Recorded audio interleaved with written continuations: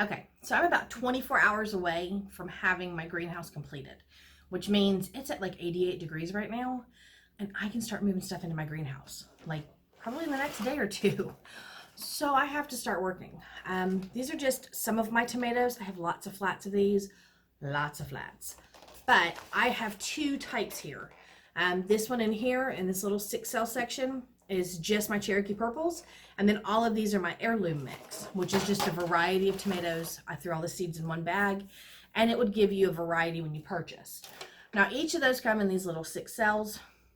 If I put one seed in each one of these, I wouldn't have even gotten half of this. This would have probably just filled a shelf.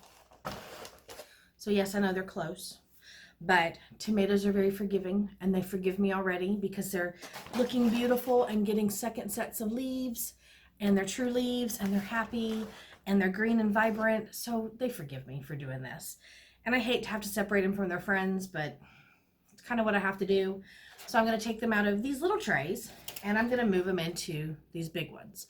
I thought selling these 6 plants per, pot would be really nice, because if I went to a store and I was buying heirloom tomatoes, if I got a surprise of 6 different types, that'd be better than having to pick and choose between everything that's there. So these are mainly just for resale because I'm opening up my nursery this year. So yeah, I got to get those potted up. Other than that, I've got a popsicle stick. I'm going to show you guys how I remove them and make it easier on myself. And then I have, look at this pan. It's a cheap throwaway aluminum pan. I've used this for so many years. I don't even think it has a flat edge on it left. But it's good and sturdy, and I keep using it over and over. I also have some of these greenhouse trays I happen to score. And these actually don't fit perfectly in there, but it'll hold them in place until I can actually get them into something else. And they aren't closed bottoms, so I have to watch the way I water. But these will probably be out in the greenhouse in a couple days, and I'm not going to worry about it. These were watered heavy today, so they should be fine. I do have a bag of bone meal. I'm going to put a little bit of that into each one of these pots, along with just this big bucket, big heavy bucket of potting mix that I have. I have my compost bucket on the side because anytime I go through and I start using this mix, there's always big chunky pieces, and they don't do well with the small little roots, especially when you first transplant them. So I just toss all that into the side. So yeah, that's about it. I'm just going to start up potting and getting these going. Okay, I've already cut the cells apart because they were one solid sheet. And because all of these are touching so closely, you really just have to very cautiously coax these out. And what I usually do is lift from one end and then kind of tilt away and just gently pull them. And that way I just end up with one whole pack completely pulled out. This is not a hard thing to do at all. It's actually very simple, but just some basic rules. Don't grab your plants on their stems. They are still fragile. I walk through my grow room and I do this to my tomatoes all the time. You see how I'm just giving them a little shove here and there. That helps strengthen their stems. But if you just grab and pull this out, you might break the stems, and you really don't want to do that. So I'm going to take my popsicle stick and I'm just going to stick it into the edge. I'm going to push my plants back with my finger so that I can see all the way down there, and I'm sticking it as close to the very edge as possible, because what I don't want to do is I don't want to damage the roots too much. A lot of people will just pinch these cells and pop them out. If I get that popsicle stick in there first and just kind of slowly wedge it, I can pull it out easier.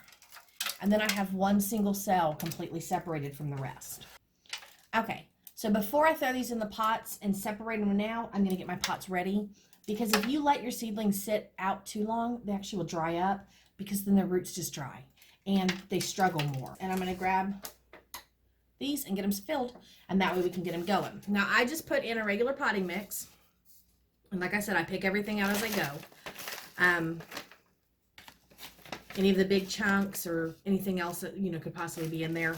Sometimes you find a rock here and there. But I fill them about halfway, and then I'm just going to take a spoon of this bone meal. I don't need a lot, and I'm just going to sprinkle it like a powder on the top, just until it turns my cells a little white. And that's just going to add a little nutrients. I don't fertilize any of these until they get bigger. So the bone meal just gives them a little extra phosphorus and nutrients that help them grow and get, really dark and green and look really nice. So I do that, and then I put my second layer to cover. Now, once I get this filled as much as I want to, the second thing that I do is I just tap it a couple times on the table. Fill in all those holes, and any of this other big stuff that I missed comes to the top, and I'm able to remove a lot of that. All right, so I've got that going. You can use whatever tools you want to like poke holes in these.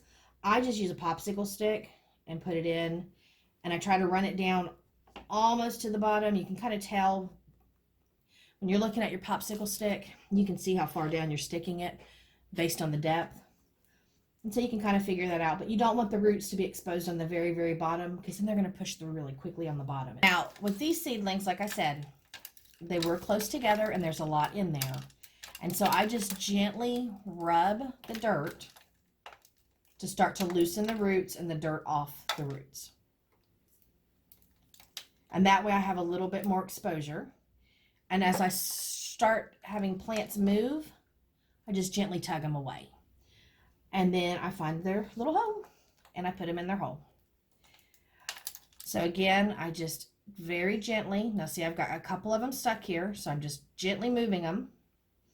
I'm going to grab the two together and I'm just going to gently pull.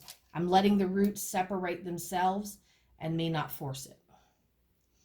If you pull one way and it's not coming apart, try tugging a different way, because a lot of times they can just be a little intertwined. See, got those apart.